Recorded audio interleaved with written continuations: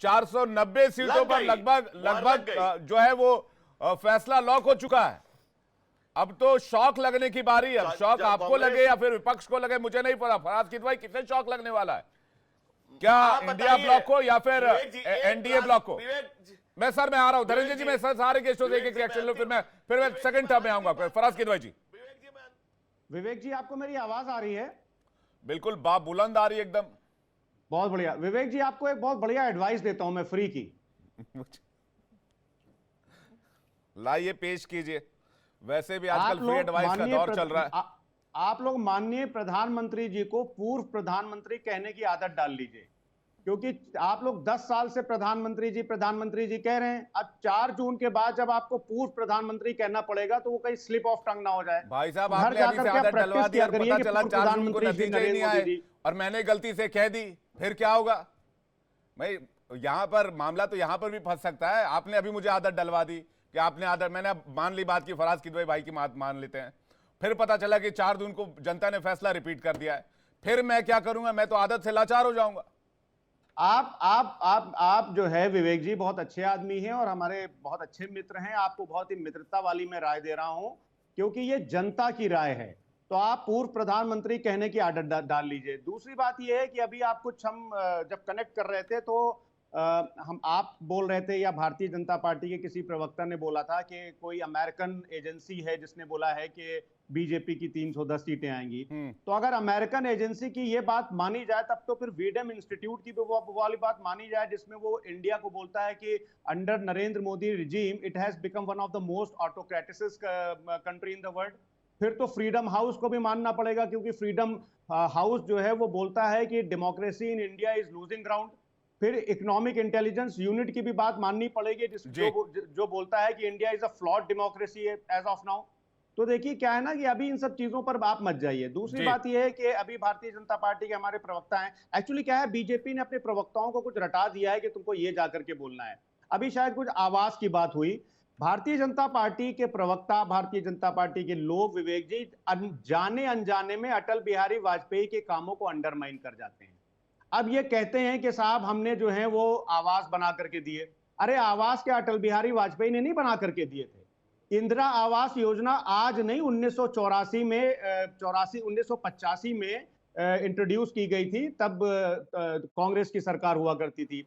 उसके बाद में उसी इंदिरा आवास योजना को श्रद्धेय अटल बिहारी वाजपेयी ने उसको एग्जीक्यूट किया। और आपको पता है श्रद्धेय अटल बिहारी वाजपेयी के टेन्योर में पर ईयर 11,47,980 आवास बने थे। उसके बाद में यूपीए 1 आई। यूपीए 1 ने ऑन एन एवरेज 17,39,400। बताइए फराज किदवई जी, उत्तर प्रदेश में आप और कांग्रेस मिलकर कितनी सीटें ला रही हैं? अब जितने घर बनने थे बन गए, जितने घर बनने हैं अब अगली सरकार बनाएगी। 4 जून को किसकी सरकार आएगी? आपका आकलन क्या कह रहा है? अब जो डेटा है, जो आंकड़ा है, वो सब जनता के पास चला गया। अब जनता ने उस पर फैसला कर दिया। अब 57 सीटों पर बात बस बची हुई है। 6 चरण की चुनाव जो है वो खत्म हो चुके हैं। कितनी सीटें आप लोग मानकर चल रहे हैं? आप तो 79 क्लेम कर रहे हैं उत्तर प्रदेश में। मैं 4 जून फिर मिलूंगा, पीछा छोड़ता नहीं हूं मैं फिर इस मामले में। देखिए आप बिल्कुल 4 जून में हमको बैठा लीजिएगा, लेकिन विवेक जी एक आपसे बहुत हाथ जोड़ करके निवेदन है जी कि अमित शाह जी, माननीय गृह मंत्री जी ने बोला कि 5वें चरण के बाद 310 सीटें उनकी आ गई।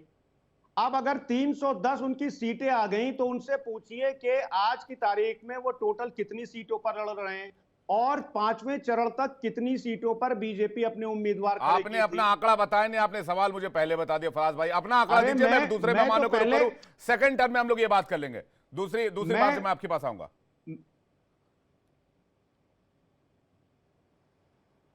विवेक जी मैं ये बोल रहा हूं कि माननीय गृह मंत्री जी जनता को भ्रमित कर रहे हैं, क्योंकि जब अपने ये पीक पर थे 2019 जी 79 पर आ रहे हैं कि नहीं आ रहे हैं? अखिलेश जी का दावा है 79। बाद में आप लोगों ने क्योटो वाली सीट भी ले ली उनसे और कहा कि क्योटो भी हमारा है।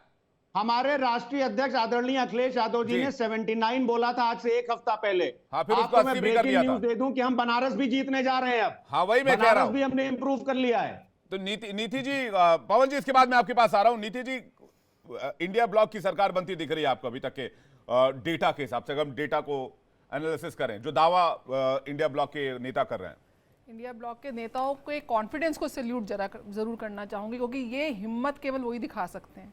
सबसे बड़ी बात यह है विवेक जी कि वोट बैंक या मैंडेट आपके काम पे, आपकी अच्छी गवर्नेंस पे और आपके गुड वर्क पे जो आपने डिलीवर किया है उसके आधार पे मिलता है।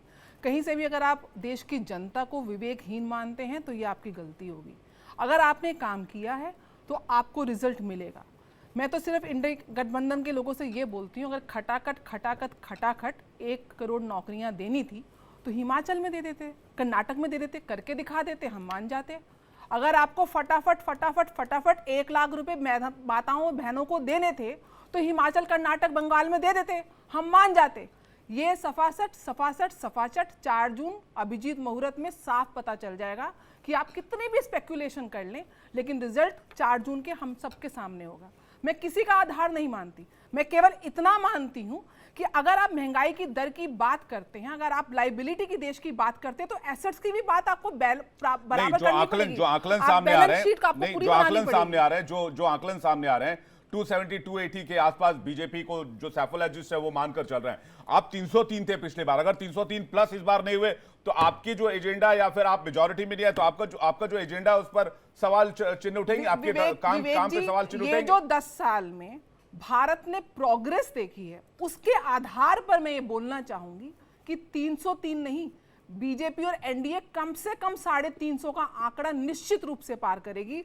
और मैं बता रही हूँ ना, अभिजीत मुहूर्त में ये सब चुप हो जाएंगे। अखिलेश यादव जी जो सबसे बड़ा गठबंधन अगर देश में देखा है, 400 पार वाला, तो सपा बसपा का यूपी में देखा है। नीति जी, अब की बार 400 पार वाला फिलहाल होल्ड कर लिया जाए। 400 देखिए, मैं बीजेपी देख, एक अब बात यही आ गई है विवेक जी, अब आधार और नैरेटिव क्या बन रहा है कि 400 पार होगा कि नहीं होगा। जीत हार तो हम ऊपर जा ही चुके हैं, जीतेगी एनडीए ये तो कंफर्म हो चुका है। अब सिर्फ 400 साल का आंकड़ा, पूरा विपक्ष जो है प्रधानमंत्री मोदी जी की पिच पे खेल रहा है। कहीं ना कहीं प्रधानमंत्री ने अपनी पिच नहीं बना पा रहा है, ये उन्हीं की पिच पे पवन जी, प्रधानमंत्री ने भी इस बात का जिक्र किया, मैं आ रहा हूं हर्षद शर्मा जी आपके पास। पवन जी, इस बात का जिक्र प्रधानमंत्री ने भी किया कि रणनीति 400 पार की इसलिए थी क्योंकि विपक्ष उस रणनीति में फंसा रहा। तो क्या विपक्ष उस जो बीजेपी की रणनीति उसमें ट्रैप हो गया कि 400 के पार नहीं जाने देना, रोकना है? देखिए विवेक जी, सबसे पहले तो आपके माध्यम से देश के लोगों को बधाई देना चाहता हूं कि अब अच्छे दिन आने वाले हैं। नरेंद्र मोदी जी जाने वाले हैं। 1 साल बाद उनको रिटायर होना था, लेकिन देश की जनता ने 1 साल पहले उनको राजनीति से विदा कर दिया। देखिए, आपको अगर दिल्ली के आंकड़े, देश के आंकड़े जानने हो कि कौन सी पार्टी चुनाव जीतने वाली है, कितनी सीटें आने वाली हैं, तो आप भाषा का लेवल चेक कर लीजिए। प्रधानमंत्री जिस तरह की भाषा का इस्तेमाल कर रहे हैं, कोई गली का गुंडा भी नहीं करता होगा। इस तरह की भाषा का इस्तेमाल प्रधानमंत्री से उम्मीद नहीं की जा सकती। लेकिन प्रधानमंत्री जी को बताना चाहिए था कि 10 साल सरकार चलाने के बाद जो भारतीय जनता पार्टी ने वादे किए थे, बहुत हुई महंगाई की मार, बहुत हुई बेरोजगारी की मार, तमाम सारे वादे किए थे। 15 लाख रुपए देने के वादे किए थे, बुलेट ट्रेन लाने का वादा किया था, नौकरी देने का वादा किया था। उस वादे पे, एक वादे पे इन्होंने वोट नहीं मांगा। इन्होंने नहीं कहा कि हमने 15 लाख रुपए दिए हो तो हमको वोट देना या मत देना। इन्होंने नहीं कहा कि 20 करोड़ युवाओं को रोजगार दिया हो तो हमको वोट देना है मत देना। तो भारतीय जनता पार्टी को दिखा के चुनाव हार रहे हैं। इस तरह से आज पाकिस्तान भी आ गया। जब दिल्ली के हर कोने से खबर मिली कि भारतीय जनता पार्टी के टेबलों पे लोग नहीं है, भारतीय जनता पार्टी चुनाव हार रही है, लोग इनको भगा रहे हैं, तो आज पाकिस्तान भी ले आए। पाकिस्तान से भारतीय जनता पार्टी का पुराना नाता है, बिरयानी खाने आधी रात को पहुंच जाते हैं बिना बुलाए। तो भारतीय जनता पार्टी का पाकिस्तान से नाता है। जब जब चुनाव हारते हैं, पाकिस्तान भी आता है, मंदिर मस्जिद भी आती है, हिंदू धर्म भी आता है। पाकिस्तान के नेता तो आपके मंत्री को रिट्वीट कर रहे थे, आपके चीफ को रिट्वीट कर रहे थे। नहीं, मुख्यमंत्री अरविंद केजरीवाल जी ने क्या कहा? भारतीय जनता पार्टी का प्रेम है पाकिस्तान से। उन्होंने कहा हमारे देश का अंदरूनी मामला है, आपको अधिकार नहीं है, हम तय कर लेंगे हमें कौन सा काम करना है, कैसे करना है। लेकिन वही प्रधानमंत्री है भारतीय जनता पार्टी के, जो आधी रात को बिना बुलाए जहां से चले गए उड़ के बिरयानी खाने के लिए पाकिस्तान में। तो भारतीय जनता पार्टी का नाता है। इनको बताना चाहिए था भाई, जो वादे किए उससे बात करते, जीडीपी पे बात करते, देश की महंगाई पे बात करते। तमाम सारे ऐसे मुद्दे हैं जो भारतीय जनता पार्टी ने देश को खोखला कर दिया। मैं आंकड़े आपको बता रहा हूं, कि हमारे 14 प्रधानमंत्री मिलके देश पे 55 लाख करोड़ कर्ज लिया था। भारतीय जनता पार्टी के अकेले प्रधानमंत्री ने